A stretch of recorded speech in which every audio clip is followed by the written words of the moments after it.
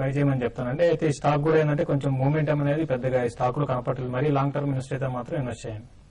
Power grid Nagesh cause అడుగుతున్నారు, ఎటువంటి సమాచారం పవర్ గ్రిడ్ సంబంధించి? యాజ్ ఆఫ్ నో హోల్డ్ చేయమంటానండి. All PSU power companies related బి ఫైనాన్సింగ్ ఆర్ ఈవెన్ ఎన్టీపీసీ లాంటి కంపెనీ ప్రొడక్షన్ కంపెనీస్ అని కూడా హోల్డ్ చేయమంటారు.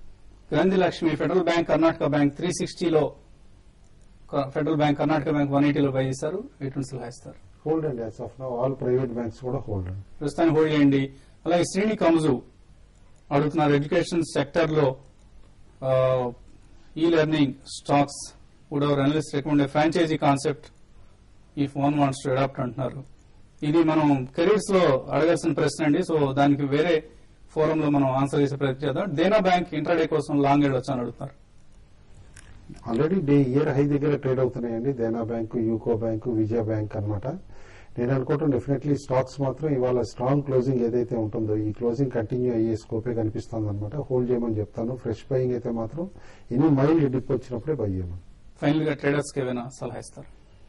ఒకటండి, ఆల్రెడీ ఎంటర్టైన్మెంట్ కంపెనీస్ లో కపుల్ ఆఫ్ కంపెనీస్ రికమెండ్ చేస్తున్నాం అనమాట. Dish TV and Zee Tele Media companies లో రిజల్ట్స్ కూడా ఉన్నాయి రేపు. జీ టీవీ మాకు వచ్చిన సోర్సెస్ ని బట్టి రిజల్ట్ మాత్రం 73 crores లాస్ట్ ఇయర్ ప్రాఫిట్ ఉంటే ఈసారి 165 crores వస్తుంది.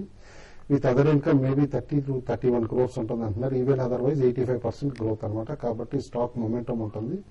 డిష్ టీవీ కూడా first time turn around performance ఇస్తున్నారని చెప్తున్నారు. కాబట్టి బోత్ ద స్టాక్స్ బై చేయమని చెప్పేసి చెప్తాను. మీరు ఎటువంటి సలహా ఇస్తారు? మార్కెట్ లో అయితే ఇండెక్స్ కన్నా స్టాక్ స్పెసిఫైడ్ వెళ్ళడం బెస్ట్ అనిపిస్తుంది. పెట్రోనెట్ ఎల్ఎన్జీ ఒకటి స్టాక్ లో కొంత యాక్టివిటీ అనేది కనపడుతుంది. షార్ట్ టర్మ్ మాత్రం పెట్రోనెట్ ఎల్ఎన్జీని బై చేయమని చెప్తాను. 95 to 100 రూపీస్ దాకా పెరిగే అవకాశం ఉంది. తర్వాత ఆర్ఈసీ ఒకటి కూడా కొంచెం స్ట్రాంగ్ ఉందండి. దీన్ని కూడా కరెంట్ అవర్స్ లో బై చేసుకోవచ్చు అండి.